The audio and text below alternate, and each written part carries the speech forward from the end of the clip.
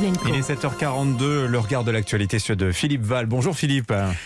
Bonjour Dimitri. Alors il paraît que la ministre israélienne de l'énergie, Karine El-Ahrar, n'a pas eu beaucoup de chance cette semaine à Glasgow. Non, mais elle n'a pas eu beaucoup de chance de toute façon en général, parce que dans la grande loterie de la nature, elle n'a pas eu de cadeau non plus. La nature, qui n'est qu'une somme de hasards dont la plupart sont malencontreux, l'a fait naître avec un gène modifié qui entraîne une dystrophie musculaire. Cette maladie évolutive l'oblige à se déplacer en fauteuil roulant. Heureusement pour elle, elle est née vers la fin du XXe siècle.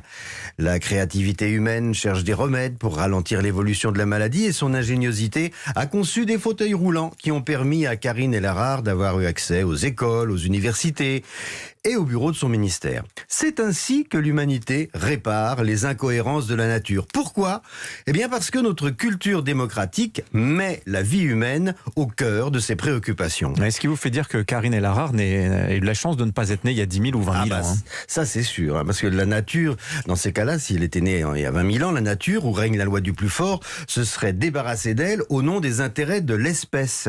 Or, notre science et notre culture humaine ne cessent de défendre les droits à la vie des individus contre les intérêts de l'espèce, c'est-à-dire contre les intérêts de la nature. La politique et la science font vivre les enfants aveugles, les asthmatiques, les chétifs, les malades des os, les sourds. Finalement, quand le génie humain triomphe de l'injustice de la sélection naturelle, on y gagne.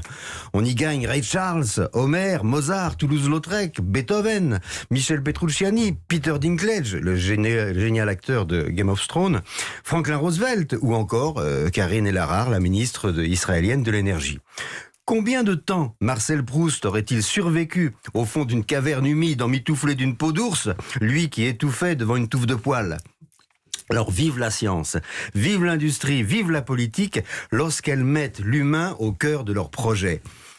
Et si l'écologie en faisait autant, on ajouterait vive l'écologie. Alors précisément, c'est là que ça coince en ce qui concerne Karine El-Ahrar. Et oui, c'est là que ça coince. Un petit peu d'histoire. Au 19e siècle, le biologiste Haenkel invente l'écologie et il la définit comme la science des conditions de l'existence. Mais immédiatement se pose la question, l'existence de qui ? Ou de quoi ? L'existence des arbres, des virus, des baleines, des ours et des glands ? Ou bien l'existence des humains, qu'ils soient malades ou en bonne santé ? Quelle catégorie doit bénéficier de l'écologie, c'est-à-dire de la science des conditions de l'existence ? C'est la question décisive en fait, ça Philippe. Exactement. Et la mésaventure que Karine El-Ahrar a vécue le 2 novembre nous en donne la réponse.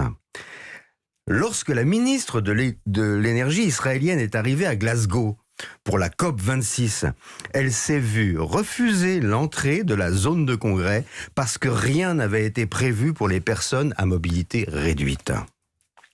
Que la COP26 prétende vouloir sauver la planète sans prévoir l'accès aux personnes à mobilité réduite dit tout de la propagande anti-humaniste de l'écologie dominante.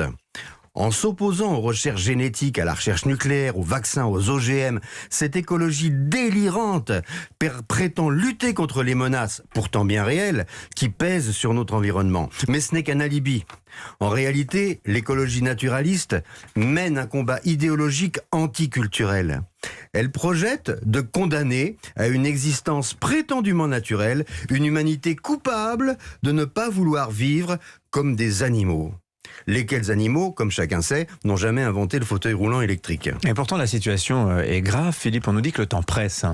Et c'est vrai, mais la première de toutes les urgences, c'est d'apprendre à distinguer l'écologie scientifique d'une écologie naturaliste qui rêve d'une arche de Noé pour sauver les espèces en péril, en oubliant d'inscrire les personnes en fauteuil roulant sur la liste des passagers. Je crois qu'elle a fini par y accéder à la COP, mais alors ça a été compliqué. Ça a mis 24 heures. 24 heures. Elle a négocié pendant 2 heures à l'entrée de la COP, ministre de l'énergie, et on lui a dit non, vous passez pas. Je pense que l'histoire est vraiment exemplaire. Voilà, des rampes, il faut des rampes d'accès. Merci Philippe Val, il est 7h47.